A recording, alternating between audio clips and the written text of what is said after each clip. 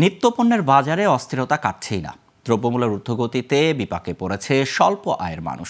বাজারে সবজিসহ পেঁয়াজ, আলু, ভোজ্য তেলের বাড়তি দামে অসহায় সাধারণ ক্রেতারা। লাফিয়ে লাফিয়ে বাড়তে থাকা দাম নিয়ন্ত্রণে তদারকি বাড়ানোর দাবি সব স্তরের মানুষের। রাজধানী বাজার ঘুরে আরও জানাচ্ছেন আলাউদ্দিন আল আজাদ। রাজধানীর বাজারে বেশিরভাগ দোকান থেকে বোতলজাত সয়াবিন তেল উধাও হয়ে গেছে। খুচরা বিক্রেতারা বলছেন তেলের দাম আবারও বাড়তে পারে, তাই মজুত করতে পারেন অনেকেই। মার্কেটে তো তেল নাই, ইনটেক যে সয়াবিনগুলো কোনো তেলই নেই, তীর নেই, রূপচাঁদা নেই, বসুন্ধরা নেই, ফ্রেশ নেই, কিছুই নেই। আমাদের মনে হতেছে এখন হয়তো তেলের দাম বাড়ানোর জন্য হয়তো কোম্পানিরা এখন বর্তমানে তেলটা দিতেছে না আর কি।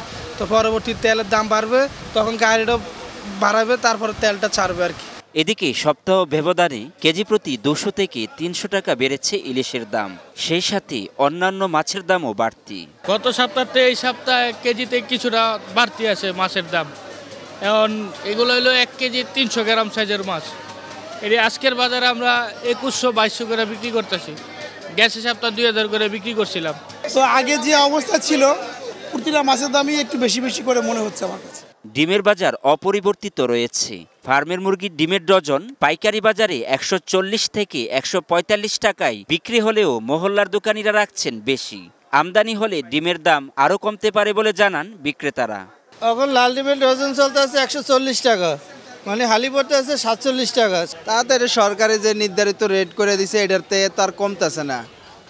আমরা আশা করি এখন শীতের সিজন পাবলিক বা মানুষের যদি কমে না খাইতে পারে তাহলে খাওয়ার কোনো সুযোগ নাই। অস্বস্তি কাটেনি আলুর বাজারে। শুল্ক ছাড়ের পর আমদানি হচ্ছে, তবু আলুর দামে ইতিবাচক প্রভাব নেই, বরং বাড়ছে। প্রতি কেজি নতুন আলু 110 থেকে 120 টাকা এবং পুরনো আলুর কেজি 75 থেকে 80 টাকায় বিক্রি হচ্ছে। 50-55 টাকা কেজি খাইতাম, এখন বাজারে এসে দেখি 80 টাকা 70 টাকা কেজি আলু। এটা তো আসলে অস্বাভাবিক বৃদ্ধি। গরিব মানুষ, আমরা যা চাকরিজীবী, আমরা দিনে দিন বেতন বাড়ে না, এখানে তো দিনে দিন দাম বাড়ে। বাজারে বেড়েছে শীতকালীন সবজির সরবরাহ, সেই তুলনায় দামে প্রভাব পড়েনি। 60 থেকে 80 টাকার নিচে কোনো সবজি মিলছে না। কিছু সবজির দাম এখনও 100 টাকার উপরে। শীতের মৌসুমে যে সবজির দামটা 40 থেকে 45 টাকা হলে সিমটা ঠিক ছিল, কিন্তু এখন এটা আমাদের থেকে 60 টাকা নিচ্ছে। শীত মৌসুমে শীতের ফসল, শীতের সবজি তো কম হওয়া উচিত ছিল। নিত্যপণ্যের বাজার নিয়ন্ত্রণে নিয়মিত বাজার মনিটরিংয়ের জোর দাবি জানিয়েছেন ক্রেতারা। আলাউদ্দিন আল আজাদ, গ্লোবাল টেলিভিশন, ঢাকা।